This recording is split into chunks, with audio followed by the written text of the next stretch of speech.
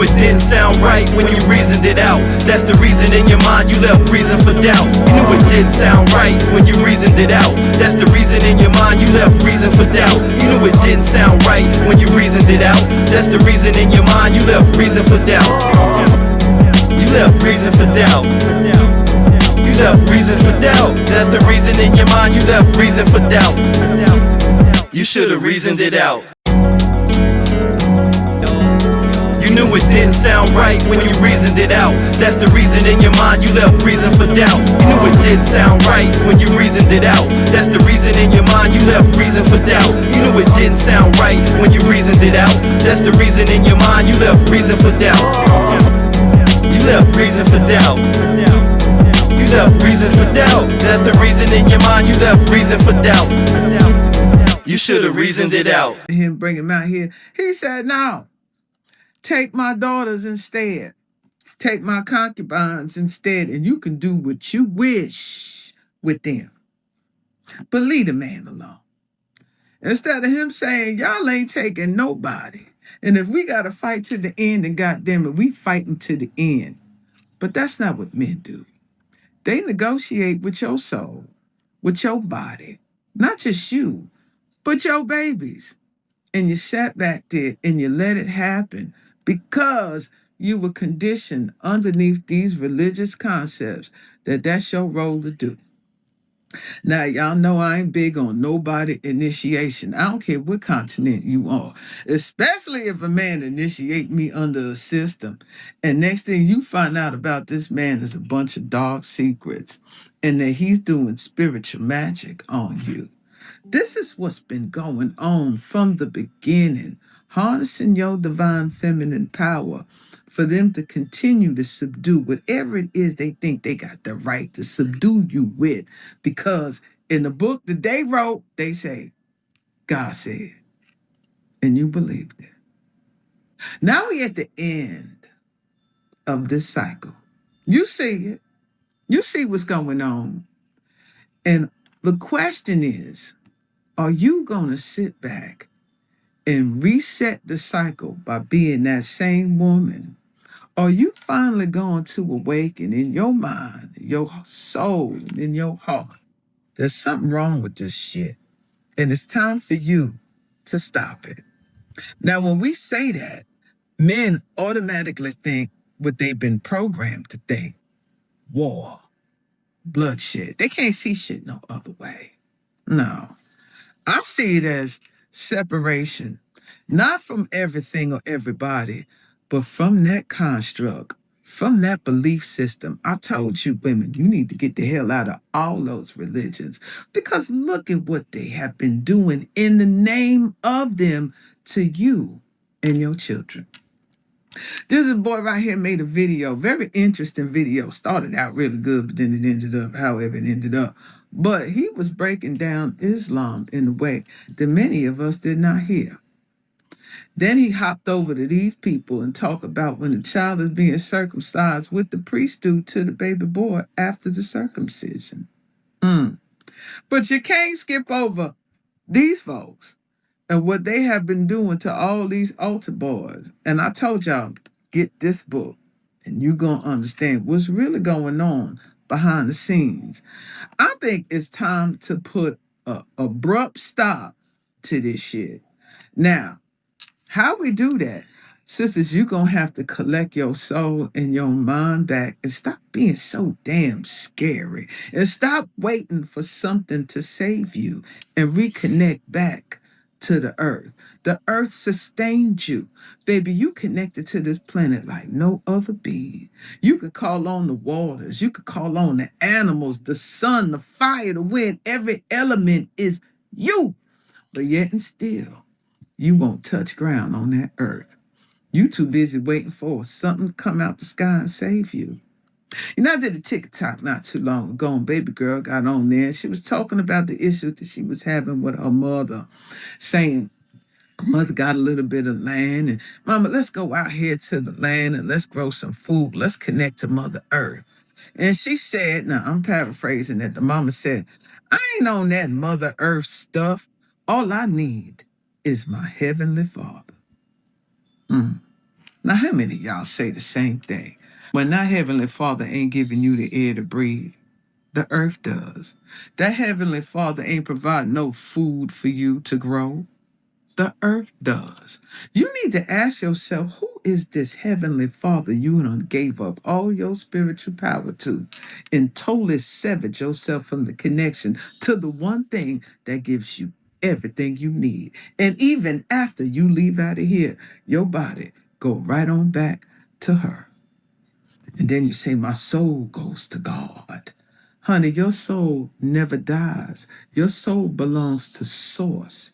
There's a difference between a creator and a God. And I'm going to break that down for you right now. Very simple. A creator does not need slaves to create, but your gods do. A creator does not need servants to bow down to it and to offer burnt offerings to appease it, but your gods do. A creator does not need the sacrifice of blood from animals or human beings, but your gods do. So you need to ask yourself all this time, who have you been building a relationship with? Their gods or your creator? This is where you begin to draw the line in the sand and begin to understand and realize who is who. Actually, that word God was just created not too long ago. So the question is, who created God and severed you from creation? Hey guys, this is Ashtat, and I want to kind of topple in and tap in and link myself and piggyback and all those wonderful phrases that we like to use in conversations um, when doing public speaking or just speaking to crowds of people or just a one-on-one session. Um, I was listening a lot to Mama T. I want to give a shout out to Mama T content on her YouTube channel because it was a video that popped up recently. And when I saw the title of the video, it just piqued my interest because it said the future of women. And when I opened it up and listened to her content, I noticed that there was a specific section of her video that really just touched me really deeply, that I wanted to piggyback off of to speak what's been on my mind and in my heart regarding the state of women. And when I say the state of women, I don't mean like physically where women are living or any specific state where a woman resides as far as her home. I'm talking about the state of mind, right? Those that understand the etymology and the understanding of English and words and how they use really matter to understand the content and context of what is being spoken to and exchanged in conversation. So, you hear this term that I love to hear, or that I hear a lot across all different platforms, whether you're like, say, at your job or you're listening to, let's say, content online via social media, and you hear this term, quote, in conversation or have the conversation, right? And it's starting to get a little irritating to me because I hear it so much that I can see how we as people adopt these different terminologies in phrases and words to convey, let's say, a connection, or that we are in agreement with, like, say, the public way of speaking about a topic. But that's not what I'm going to do here today. Far from it, okay? I want to talk a little bit about Mama T's content regarding the future of women. And it's genius to me because one of the things that she really was basically saying is how powerful autonomy is, right? So when we look at what autonomy, or, based off the tone or language that you speak, autonomy is just simply defined as the quality or state of being self-governing.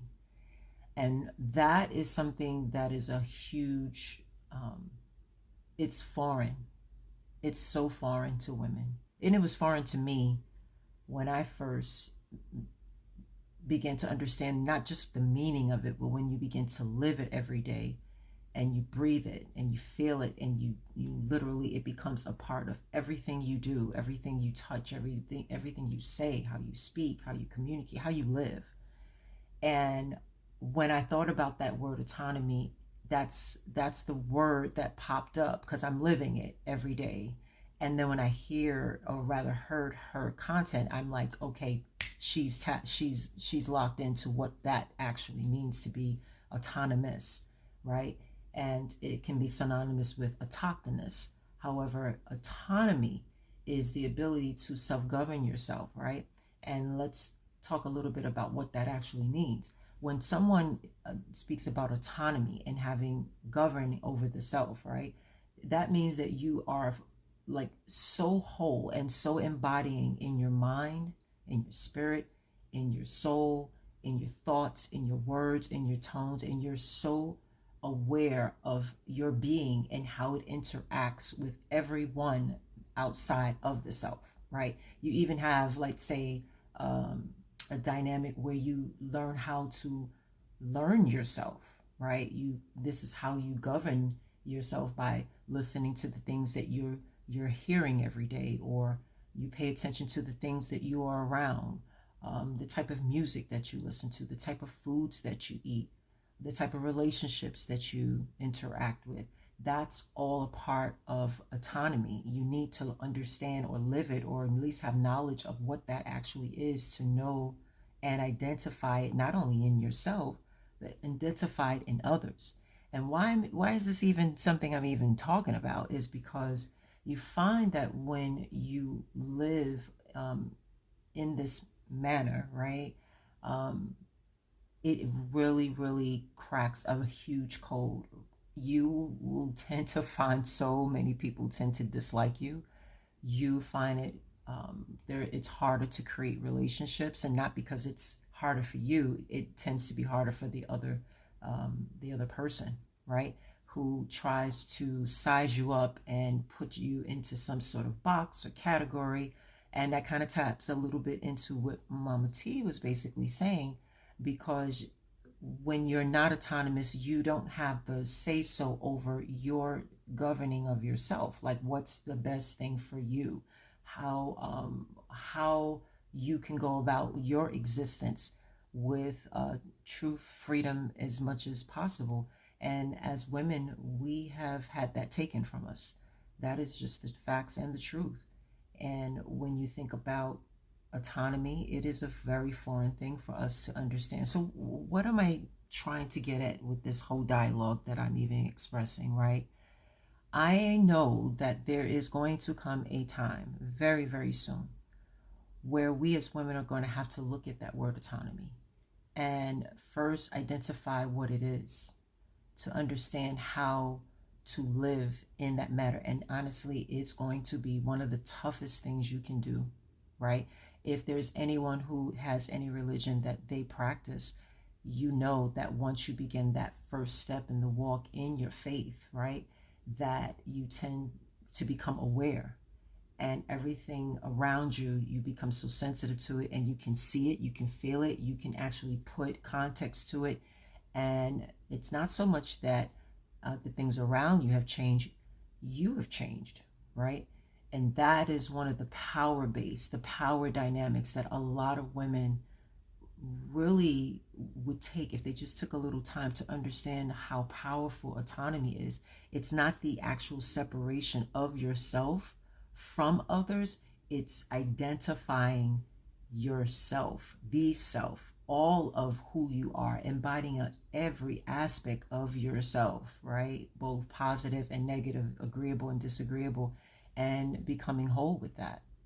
And I wanted to touch base about that and just give my thoughts on this topic, because it is very future based, and it's something that we as women, not females, not girls, not even ladies, as women, that we are going to have to look at this word, because it's going to be a very, very important key component to our step towards the freedom and changing or seeing the changes that we want to see going forward.